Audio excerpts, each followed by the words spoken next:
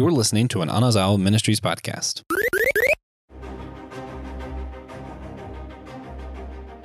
Have you ever wondered what it would be like if demons wrote letters? Have you been idly sitting by, waiting for the next wonderful installment in our Year of Lewis? Well, if that is true, then you are in the right place. Welcome back to Systematic Geekology. I am one of your hosts. I am Joe, and I am joined by a fellow that I have had the pleasure of recording a lot of Lewis-related content with this year. And so it's apropos for us to be back at it again. What's up, Josh? What's up? You know, what's weird is a lot of the me and you Lewis stuff was over on Patreon. So I feel like the main feed are like, what do you mean you've done a lot of Lewis with Josh? Like, yeah, y'all only heard it like once or twice. Should have been on that Patreon feed. I don't know what to tell you. Yeah. That's been cool because I love talking to you guys, but I also love talking to the people that support us. Oh yeah, such a great group. But today we are talking about probably one of the first. I was trying to think before we went live if this was the first or not of Lewis's works that I was exposed to, even before Narnia. Yeah, I was older when I read Narnia. It was after I got saved. And this was I read this in my early 20s. So we're talking about the one and only Screwtape Letters. Man. Yeah, I the first thing I read of Lewis's was the Narnia. And as I've said on here before, when I first read it, it really wasn't my cup of tea. I was just kind of like, yeah, I didn't love reading at the time. By the time I loved reading, Narnia felt a little younger for me. And then I read Voyage of the Dawn Treader and changed things for me. But I digress. We're not talking about Narnia this time. Then I read Mere Christianity. And I was like, man, this C.S. Lewis guy's actually pretty good. Yeah, but then I read Screwtape Letters and was like, oh my God, this C.S. Lewis guy might be the greatest author of all time. Just phenomenal stuff. Like for me, this book was the one that originally done me in as a Lewis fan. All right. So I've got some spicy takes here at the top. It wouldn't be me if we didn't kick this party off in high gear. I could not stand Lewis at first. When I first read his stuff, especially this, I was not a fan. I feel like I felt about Screwtape Letters initially. Mind you, this is pre-Jesus. This is pre-me finding the wonder that is audiobooks. Seriously, for real and for true, guys. If you can afford it, and if you are like me and you have a hard time reading black text on a white page, then you need to look into audiobooks. It changed my entire world. But I remember being at a men's retreat in my early 20s, and the whole theme of the weekend was going through Screwtape and talking about how the enemy, attacks us and all of this kind of stuff. Yeah. And I remember reading through this and I'm like, I feel like this is how Narnia fans actually think about Narnia, that this is just cheesy. This is just really super corny. And I'm like, this is written from somebody that has no idea what the human experience is like in actuality. Guys, I understand. I was talking about Lewis when I said that. I get what I'm saying, but I was a little ill-informed at the time. And so while there were interesting points, especially when the book calls out some American practices, which we'll get into, which he didn't set out to do expressly, but in that modern context, I read that as American practices. It totally did not hit with me. I picked it back up after I read Narnia. And I'm like, okay, so I obviously have a different set of eyes for Lewis's writing. Let me go ahead and reread this book. And yes, for those of you keeping score at home, when I talk about audiobooks, I also refer to it as reading, because I do believe that is another form of reading, but I digress. I endeavored back into this and I thoughtfully went through it, and the level of, this is actual, like this has flavors of real life to it. that this book contains, it blew my socks off. Like it was like my first time reading it, in all actuality. Like it wasn't my first time, but it was the first time that I actually processed through what this book has to say. And in the years since, as I've navigated this life as a Christian and navigated life within the large C church, it really is interesting how much this gets bang on the banana. There's so much to say. I find it interesting that your first take is just like, oh, this guy's so out of touch with reality. And I feel as though, ironically, we've had the opposite experience with this, because it wasn't till I got more outside of the church that I'm able to look at this and go, okay, I can see where someone would think that. As someone who grew up in the church and had always kind of been somewhat Christian or Christian adjacent, every chapter of this, to me, it was almost as though it was speaking directly to me of, oh, that's what's been happening. Oh, that's what's been going on in my head this whole time. Right. And yeah, so it's just funny because my initial thing was, oh man, he's calling me out. And then later on, I was able to look at it and go, okay, I could see where if you're outside of the church, this might seem as like this isn't reality at all. Right. Yeah. So just very different cultures that exist out there. So you're aware, if you exist in church culture and grown up in it, this is a really challenging read for a completely different set of reasons than it would be if you did not grow up in the church. And on that note, if you did grow up in the church, or if you didn't grow up in the church rather, and you're reading this, it allows for a set of eyes on reality that makes you feel heard in a way, and is able to present things authentically in a way that challenges some of the more standard stereotypical practices, and goes as far as to acknowledge the realities of some of the challenges of living in this life that sometimes you don't always hear talked about. Yeah. Yeah. And it's just, it was so weird, especially because, again, now I'm thinking of it from both perspectives, and it's throwing me off because so much of this book isn't, here's how we get this guy to commit mass genocide or something. You know, the book is, yeah, all we need is little incremental steps. Why not just get them to lie because it's, you know, helpful to somebody else? Or why not just get them to do that? And you're like, wait a minute. Or even at one point, one of the ones that really blew my mind the most was, yeah, don't discourage praying. When he prays, make sure his focus is, you know, either on himself or the object of the cross or on something else. But let him pray. That doesn't matter. And, you know, I from the outside point, you're like, what? From the inside, you're like, oh, wait a minute. How many times have I been praying and it's been about me? And like, oh crap. Yep. Oh crap, that's me. I'm glad that you brought that one up in particular, because that was one of them that stood out to me. That, you know, prayer was always this elusive thing when I was in my church adjacent years. You know, in my mind, prayer was always this thing that was saved for God's elect, that they're the ones that had the red line number for God. And to hear and now to understand what the differences are that he's actually hitting on and what he's actually getting at with that was really, really impactful. You know what I mean? Because especially when you consider my specific track and seeing the exposure that I did have to the church was the rules and regs and systematized of it all. To see this book call that out was very illuminating.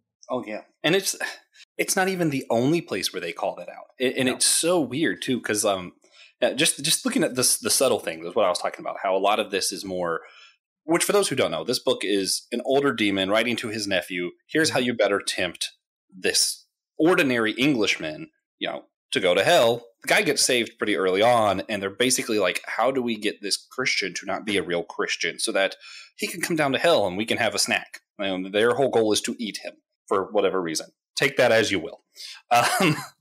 One of the things I thought was interesting, especially because of how often unfortunately, a lot of the church does a lot of this.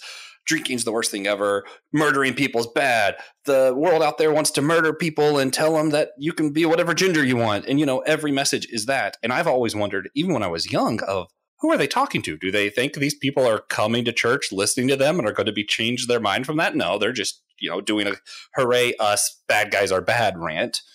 Anyway, heard what I said. One of the things in this that I thought was crazy is he says, yeah, you don't need to try and get him to murder. This was early on. You don't need to try to get your man to murder. He's talking to the demon. Says, if you really want to get him, cards will do the trick. And it's just little things. Little things will do the trick. You just got to get him addicted. You got to get him distracted. You got to get his focus off of what's important, which is, I dare I say, a dangerous thing for the Christian Geek podcast to talk about, right? I mean, how easy is it for comic books will do the trick, right? I mean, sci-fi will do the trick. It's so easy to get distracted and make the lesser things important, especially these things that we really enjoy, that we get really passionate about. Right, exactly. And that's one of the things that I think it was, we by the grace of God, in a lot of respects, we haven't really dealt with that. I mean, maybe some of us have on an individual level and haven't really talked about it, but as a whole, I don't think that that's been a struggle for us. But the realities that could happen were illuminated when Geek Devotions were on, not because they fell into the trap, but because they put a lot of safeguards in place so that way they don't. And that was really interesting to me because, it hadn't dawned on me that we are very susceptible to that kind of thing as a topic driven podcast, that, we are also Christians, that sort of thing. Yeah. Well, let me ask you, I feel like it's easy now for us to look and be like, oh, I can see how cards do the trick, poker, gambling, drinking, whatever. This is funny. This is one of those things you have to do when you're talking about screw tape almost. You have to play the devil's advocate. If you were to be writing to a younger demon, let's put you in Screw Tape's chair. Mm-hmm. How would comic books do someone in? Just as an example. I would encourage the individual I would encourage to get the individual to put themselves in the hero's shoes and make themselves the protagonist and make it about them and have it become something that they can envision themselves as the most important person in and play on the ego of it all, or play on the importance of it all and make comic books and following comic books and watching the movies and all of that kind of stuff take up enough time during the week. We have these things now, podcasts, if this is in a modern sense, have them indulge in all of this media and all of that to the point where he doesn't have time for God. Yeah.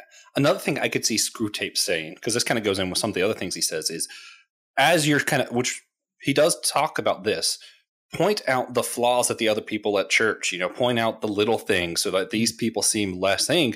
I would say also, I could see Screw Tape saying, show him the community of other people who like comics and why they are so much better to be around than the church community. Right. Which, let me tell you guys, sometimes would not be hard to do. And man, wouldn't it be tempting to, maybe I don't want to be around the church people. Maybe I don't want to be with the community here. Maybe I want to be with this community over here that's actually more about minorities and more about caring about people and the things that I enjoy, share better value sometimes. Man, that would be a temptation. Right. And it gets to one of the things you said, gets to one of the other things I really liked. Screw Tape told his nephew, let the patient, which is what they called the human, let the patient see how humble he is. Let him notice it. And then he'll get prideful of how humble he is and tell other people that they need to be more humble. And it was just one of those, man, that's an interesting take. Well, I mean, so I think about something like that. And I remember conversations that I had with the guy that raised me in the faith. And we talk about how it's in an age of social media, you don't stop to take the picture. You don't stop to post it on Facebook.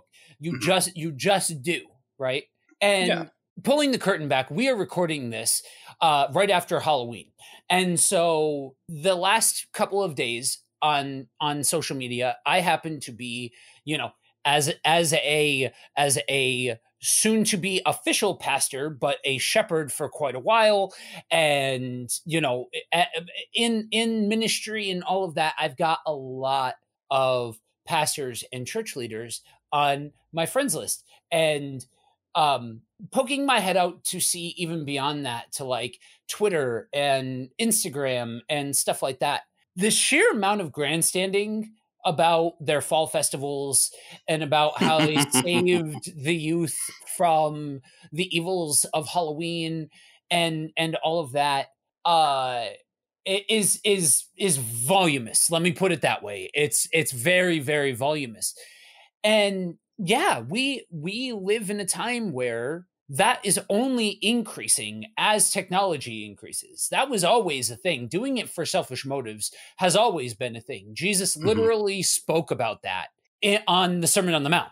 Yeah. So it's not new, but we have these new toys that, yeah, I can jump in front of a microphone. I just jumped in front of a microphone earlier today to record 40 minutes of unpacking the Sermon on the Mount and unpacking the book of Matthew. There's tons of good things that can come from this technology, but this technology also allows for the same sort of thing where it's more about what the person's doing and what the individual is doing. And it's works like this that really fascinate me, because I know for a lot of my contemporaries and a lot of other people, I know a lot of people struggle with the idea of suffering and the problem of evil and the problem of sin nature and all of that kind of stuff. And that's hard for some people to wrap their mind around and all of that. For me, I don't really struggle with a lot of that because I am well aware and firmly acquainted with the idea that humans have a choice to do evil on a regular basis. That doesn't, I'm well aware of humans' capacity for evil. Yeah. So to me, that whole free will thing, that just makes sense. Yeah. And so to me, when you address these kinds of things, like what this book suggests and brings forward, it's helpful conversation, because if we stop to realize that there's nothing new under the sun, we realize that humans are always going to human. That's never going to stop being a thing. And if we realize that these same beats are present for time immemorial, for humans back in Lewis's day, before Lewis's day, for humans that were walking at the time that the events were actually playing out that the Bible was written about. Yeah. Yeah. Man, I hate to take it away from such a serious note, but on a side note, you're mentioning some of the other Halloween fall festival things, and I just have to say, I've almost always thought, and this is funny because I grew up in the church, and I still have almost always thought that some of these things they call their not Halloween celebrations, it seemed like someone trolled them by giving them that name. You know what I mean? Like trunk or treat. I feel like someone was like, why don't you call it that? Then it's not the same as trick or treat. And they just believed it. Like when people show the Obi-Wan as Jesus photos, I'm like, I really feel like the church might be getting trolled somehow in all this. That's funny. But anyway, I digress. Man, you were talking about some of these themes stand for time immemorial. And one of the ones, or a couple of the ones that really stood out, they talk about the highs and lows and how it's easy on the high or the low. When you're really high, it's easy to praise God. When you're really low, it's, seeking to God. They call God the enemy, and that's because they're demons. The in-between times, they say that's when we really can get them. You don't want them to get too high and you don't want them to get too low. And with that, he even warned, don't encourage the war, because war can be good for the enemy, according to the demons. Because I said, war sometimes actually makes people come together more, makes them rely on God more. Right. And I'm sorry, I follow some of the stuff that's happened in Ukraine and the church in Ukraine, and that's still true. And mind you, I want to say I can't speak as that the same way that Lewis did. I've never been in war. I've never been on the forefront. Lewis was in World War II. You know what I mean? Like he was part of this thing, and he still looks at it and went, no, actually, this can be a good thing for the Christians. Right. There is a reality to having a common goal, a shared goal. As somebody that works a lot with other countries. As somebody who works with people from parts of the world that aren't as either technologically advanced or have some kind of oppressive government um, uh, existence or presence is the word I'm looking for. Mm-hmm. There's this underlying idea that the idea is to help people come together, not to teach them your way of Yeah. coming together. And if you can do that, and if you've ever done that, then there is a version of this that rings so brilliantly and vibrantly alive. Yeah. You know what I mean? There's this idea that sometimes, and we've seen this since biblical times, so this is not modern. This is nothing. There's nothing new under the sun. But there's a reality to extenuating circumstance forcing people to come together in a far less dramatic sense. Josh, you and I lived this. You know what I mean? Like, so that reality is absolutely vibrant. And one of the things that I will always love about Lewis, okay? I don't care what anybody says, Tolkien and Lewis both wrote so many references to God. Their works are pregnant with references to God. Yeah. Like, it just, anybody who says that Lord of the Rings is devoid of it needs to study a bit about Tolkien. And that's coming from somebody who's not necessarily a Tolkien fan. But there's this ability that Lewis has that he taps into in a way that his contemporaries don't. Just by style, the types of stories he wrote, how he decided to write. It's not a matter of skill per se. It's just how he decided to write. Yeah. He employs this idea of reflections of truth, and dating back to the first one of these Lewis works that we recorded about was the first time that I mentioned this idea of reflections of truth. And it's something that I've said over and over and over again, because for those of you that don't know, you haven't been trekking with the Year of Lewis, I dare say I've been on every single episode. I don't know that for sure, but I'm pretty sure I've been on every single episode. I want to say probably. Yeah, there's a very I can't say for sure either. Yeah, but and that's also true here, because while there's a little bit of witty repartee, while there's a bit of sarcasm and a story being told and characters that that still feel authentic in a way that if you were to be writing or reading something that was more in line with a Lord of the Rings, more story first rather than principle first, he still had characters in there that you cared about. And he still told the story that you could follow and that you could get invested in. But also, even though he was writing from the point of view of the quote unquote bad guy, he wrote God in a way that shined through all of that. And he was still able to display principles of God, even though that wasn't the main avenue in which he took to tell his story. Yeah. For example, this is just a fun one. The demon, writing to the other demon, was talking about how despicable the enemy is. The enemy, again, God in this book, because he doesn't actually care about the numbers. He's not about how many people he can get up there. He wants a real relationship. He actually loves these creatures, which is funny because it implies that the demons, the bad guys, are all about the numbers, whereas God is about the relationship. As someone who lives in the modern church and has been part of some of the leadership discussions in modern churches, I can tell you which one I hear them talk about more if we're talking about numbers versus relationships, and it's frightening. But yeah, it speaks about God in such a powerful way, that God is actually the shepherd who will go after the one sheep because he wants a relationship with each individual person.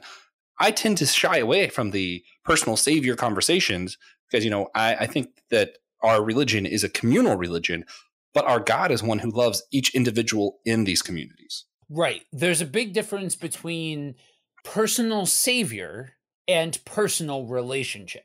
I Yeah. won't hang on that, but if you happen to be one of the people listening to this that is curious to know what I'm getting at, hit me up. This is literally what I preach about on a very, very regular basis. We are firmly in my wheelhouse. So if you want to talk about that, hit me up. Anyway, yeah, there's such a level of, and it's funny. I stepped into the year of Lewis being a little bit more of a first and foremost Narnia advocate because there were conversations happening behind the scenes. I'll be honest, guys, we started this, and I want to say that Josh and I both were in two very different places as far as how we dealt, in team settings. But there was a lot of conversation of space trilogy or Narnia. That's coming up soon. Fantasy stuff or his more apologetics works, and it was kind of this more linear sort of conversation that would take place a lot of the time of what is the superior Lewis work. We all know that it's Narnia, but the point of the matter is the point of the matter is that regardless of what one of his works you're reading throughout all of these, there's a reason why when you talk about the greats in, I'll say Christian authorship, but I will also say just literature. Yeah. You know what I mean? There's a reason why his name has that level of staying power to it, because he wrote just so many things that he was unafraid to allow truth to be reflected. Yeah. I mean, I still like Narnia. It is not, something that I think is really my style. Something that typically is something that I would shy away from. But the writer's so good that it's like, I still do love it. And these are more of the works that I am in love with. But as Joe and I have talked throughout the year, it's one of those you actually don't. It's not an either or with Lewis. Lewis uses story in his theological works to bring out some of his points. In fact, even has a doctrine of imagination I've talked about before on the show that makes story more powerful. And in his stories, he incorporates theology so that when he does his analogies, they aren't actually contradicting the Bible and are instead pointing to the Bible. So there isn't really an either or with him. And it's just, his stuff is so good, especially looking at this. And what's funny is he even talks about how hard it was for him to get in the mindset to do this, what a dark place he had to went to. And he wanted to do one from the angel perspective and said that he simply wasn't good enough. And I'm just over here like, man, if Lewis wasn't, then nobody is. But man, I would have loved reading Lewis's counter to this as the angels. And like you said, like the reflections of truth and the stuff that goes throughout time. So much of what he writes in this, I feel like it almost seems as though he's looking at our time, speaking to people who live now, because it's like this. It's odd to me that it would be that relevant in any time but our own because of how relevant it is. Yeah. I'll be honest. Just I'll lay all cards out on the table. I love this community, so I'm not gonna shy away from the authenticity of it all. This work is weighty enough that Josh and I were going to record this the first time, and I couldn't do it. I was not in the right headspace, and to tackle the realities of this, you need to be able to have a proper mind about it all, because there are realities as you read through this, as you go through all of this. You have to be aware of what's being said and the realities of the human existence, and being confronted with that when you're already not in a good headspace and you're having a bad mental health day is not really recommended. It's probably not a great idea. And so, but that speaks to the magnitude of the work. And I don't mean to, and I don't mean to overinflate Lewis. I mean that to say the same thing that I've said about Lewis's works pretty categorically along the way. If you allow for the breadth of the impact of the source material to be felt, and then you wrap that impact around compelling characters, compelling story, and good writing. Again, there's a reason why Lewis's stuff is considered among the greats. Yeah, I think when you come to this book, you have to have some strong mental fortitude, and you also have to be willing to come to this open, willing to be challenged by it. Right. And let me just say, if you're being honest with yourself, I don't think there's a way you read this and you don't feel a little bit of guilt. You don't feel a little bit of condemnation, a little bit of, man, I need to be better. And speaking of how he writes to our time now, and this is something, I mean, we kind of mentioned it before. There isn't anything that's truly, the word of God like the Bible. But when I read some of the stuff, the Narnia books, this book, I would even include Space Trilogy. There seems to be something where God himself might have had a hand on some of what was said here, because it's just of how powerful it is. And Dan suggested that during one of the Narnia recordings, and I thought that was a really interesting point to raise, and I would agree. And I would also include the Space Trilogy, because, guys, spoilers for that conversation, I walked out of reading the Space Trilogy that earlier this year a much bigger fan of it than what I started out with. It is honestly a really solid set of works. Yeah, that's one of those books that's actually changed who I am as a person on a fundamental level. But we will get to that later on this year. So one of the things that he writes about that I think that when I was talking about the stuff that it feels like he's talking to our day to day, he talks about how important it is to install a sense of ownership, that they feel like something is truly theirs. Of course, we know that nothing is actually theirs. Demon voice. But, he's talking about their own body, make them feel as though their body is their own. That sounds so relevant to today, man. Yeah. I mean, he's like, how many conversations do we have today of my body, my choice? I hate to go there, but, or, I can choose what I want to do with this or how I'm going to do this. And I'm not even trying to pass any condemnation on any particular thing right now. I'm more looking at it as a whole going, yeah, we don't treat things as though they're God's. We don't treat things as though they're our own. We treat everything as though it's ours. This is my land, my house, my body. Yep. You know what I mean? And I would even widen the angle out, because it doesn't, I understand Josh said a phrase that has a specific weight and air to it, because words mean things and phrases mean things in modern context. So in modern context, you say of a string of words like my body, my choice, that elicits a specific kind of reaction out of a specific group of people. But it's the concept. Again, words mean things. When you say that string of words, take a step back and ask yourself, what do you mean when you say that? What are you actually saying when you say that? And then you take that same concept and you put it elsewhere to, I have agency over this portion of my body, or this portion of my being, or where I live, or the country I'm from, or what have you. And you start to widen that angle out more and more to see, well, wait a minute, this isn't a political thing. This isn't it. I guess you could argue that it's a sociological thing, but it's not. It's an innately human thing, because this is examples of human taking agency upon themselves.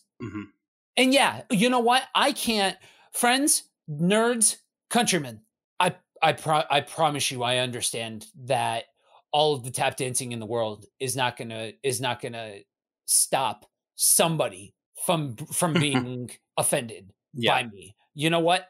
I'll take it.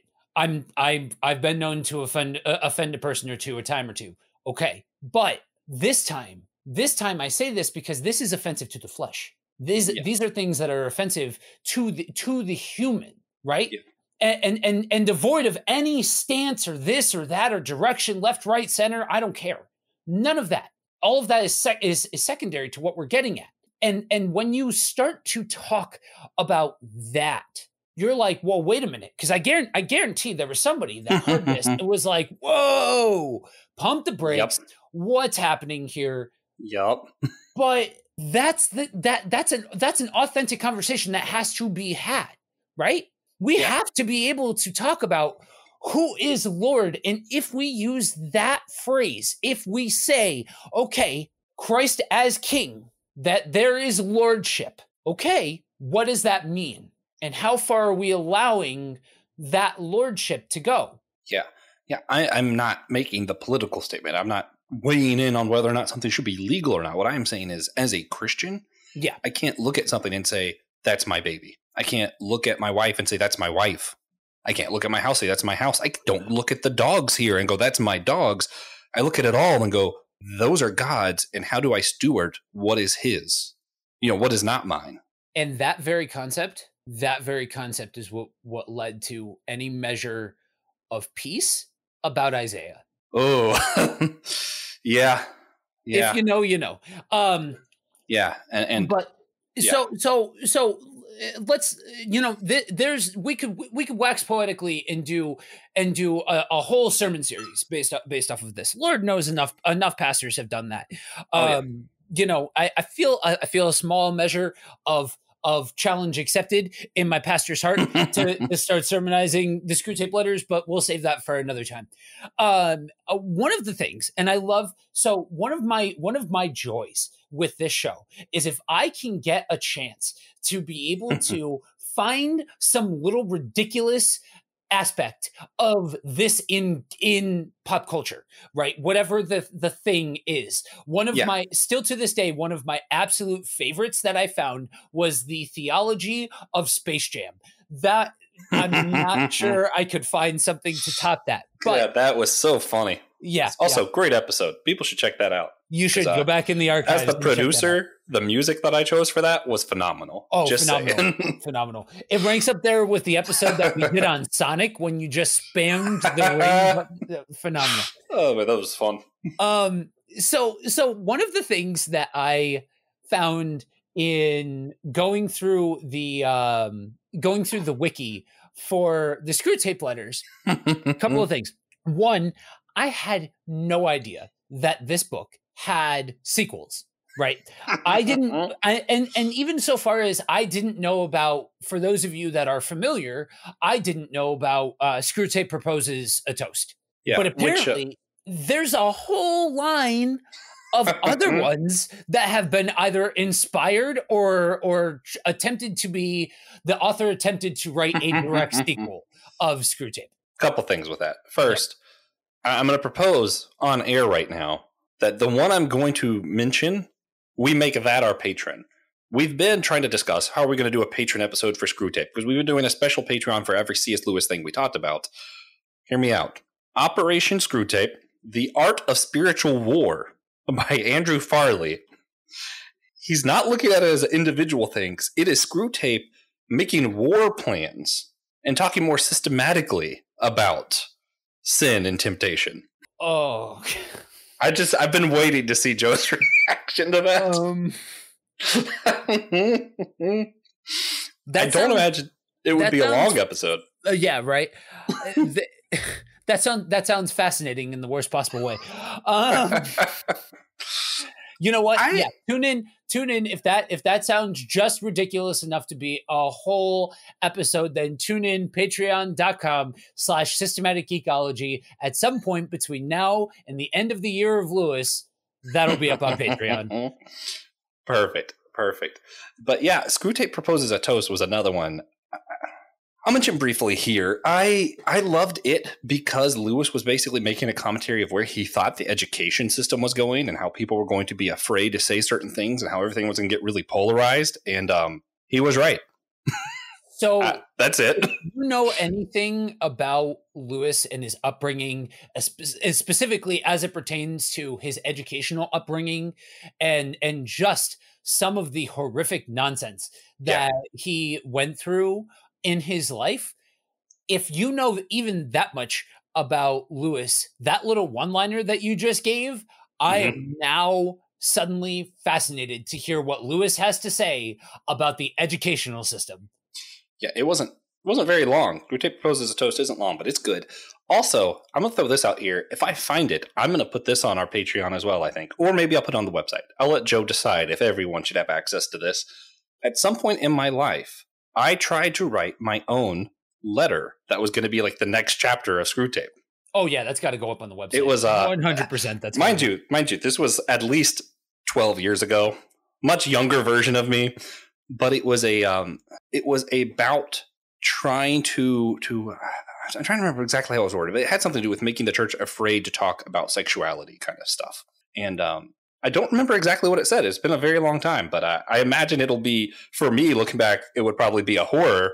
For some of you, it would probably be at least slightly amusing. Yeah. Yeah. One of the ones that at Sniff Test, as I was going through this this list, because if you go to the wiki for the Screwtape Letters, you'll be able to find other literary sequels. But you can tell that technology was the big thing in the early 2000s. And so there is a whole string of books about the Screwtape emails and the Wormwood file. And so many, the Devil's Inbox. What? You said one came out this year. What was it? So there was one that came out this year, Letters to Bentrock, A Demon's Guide to Trapping Prey. The Tempters that one doesn't sound terrible. The Tempters are working in a Texas prison to keep the inmate on the wide and easy road to their home below. Something about it being in Texas immediately made it less compelling to me. Yeah. I'm like, I don't know about that. Okay, so we lined up some for patron stuff. We talked about some of the extra stuff. I want to, before we get to the wrap up on this one, do you have a favorite quote or a favorite line or anything from this book? Oh man, if you need time to look it up, I have one. Yeah, go for it. Okay, he's talking about time and how whatever he does, he's writing to Wormwood, Screwtape. He said, "Look, what you need to do, don't let him think about the present. Don't let him truly be present." And he writes, this is the quote, "Nearly all vices are rooted in the future. Gratitude looks to the past and love to the present. Fear, avarice, lust, inhibition look ahead." And he kind of explains this as when people, sin is just spoiled goodness. And he says, sex was always meant to be a good gift from God between a man and a wife. But if you have someone look ahead, and that lust is the sin, not the act. Looking ahead of, pleasure, me having pleasure as opposed to doing what God wants. Looking ahead to what happens if I steal this. Looking ahead, causing fear of I don't have enough money is what causes people to steal. He really points out having people afraid of the future is what causes a lot of the sin that happens today. And that was really challenging for me because I have a really hard time being present. I have a really easy time constantly trying to plan and think of what's next. And yeah, that was a challenging one for me. So that quote's always stuck with me. Joe, did you find yours? Yeah, no, the recovering addict in me wants to fight you over what you just said. Because it's true. It is. It's the best way to get it's there's a lot of reality to it, especially for somebody who is given to addiction or has an addictive personality. 100%. The one that stands out to me is it is funny how mortals always picture us as putting things into their minds. In reality, our best work is done by keeping things out. Ooh. Yeah. There's a reality. Yeah, because at that same token, and it kind of goes hand in hand with what you were saying, when it is very hard for people that are struggling with something to be able to see past whatever that thing is. Maybe it's a temptation, maybe it's a vice, maybe it's an issue, maybe it's a tragedy, whatever that something is. It's very hard for humans to be able to see past it and to put it into context of what we're talking about. When there's things that happen in this life, when the realities of this life become apparent, it is very hard to remember that God is good or that God is active and with us and all of those kinds of things. And it's very easy for all of that to become trite and to become just very nails on a chalkboard, because it almost feels like you're throwing things out for Band-Aid fixes,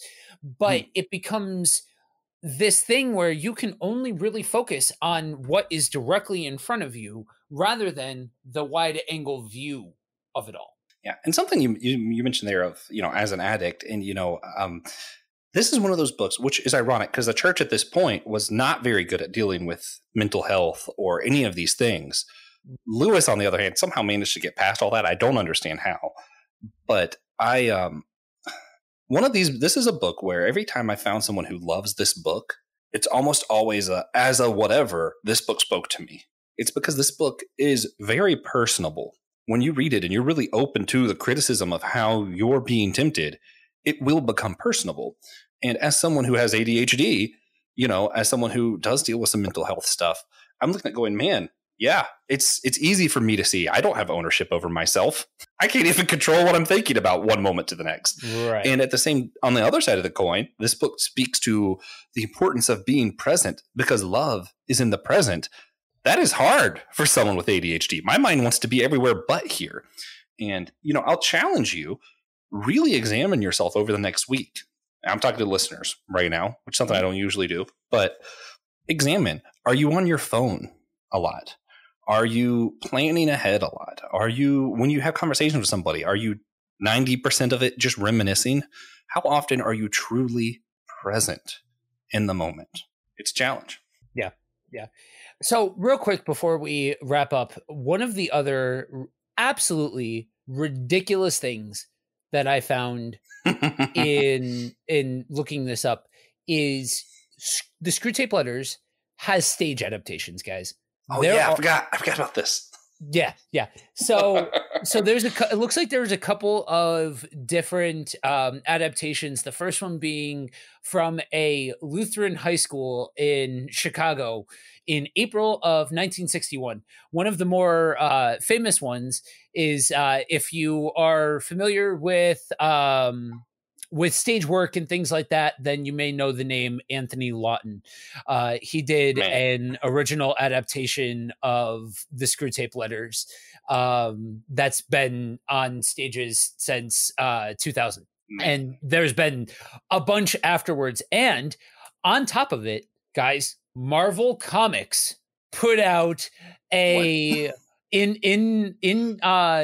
partnership with publisher Thomas Nelson. They produced a comic book adaptation in 1994 of the Screw Tape Letters. What? And guys, I just broke Josh. What? So yeah. Okay, I'm looking at the cover right now, and there's no way this isn't the most absurd thing I've ever been about to read.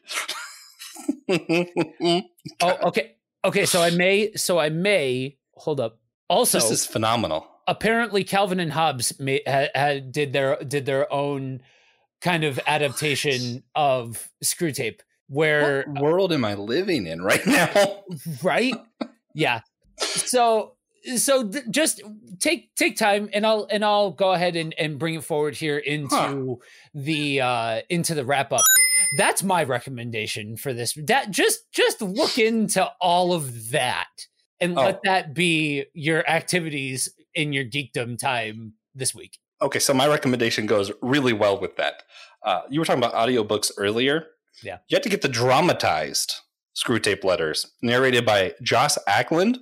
The voice acting and everything is just so it's funny. Like, I don't know if he's trying to be funny or not, but man, it's just, the little creepy music and the my wormwood. I'm like, yeah, what am I listening to? That's phenomenal. You guys need to listen to it. It's just funny enough that it makes it easier to listen to without, I don't know. It makes it easier because it's slightly comical. Right.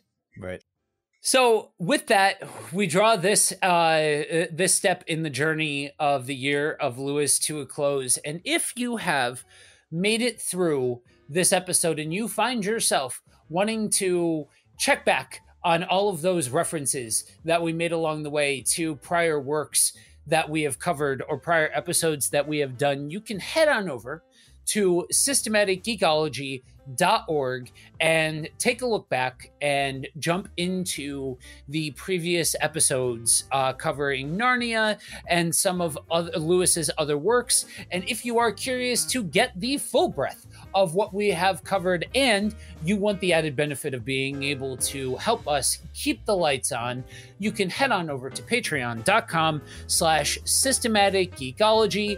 There are tons of bonuses, tons of goodies, and like I said, you get the added benefit of helping us keep doing what we're doing. For now, I want you guys to remember one very important thing.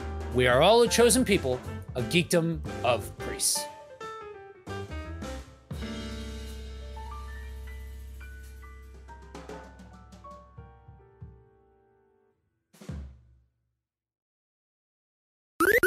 This was an Anazao Ministries podcast. If you enjoyed this show and would like to learn more about our network, be sure to check out the Anazao Ministries podcast network.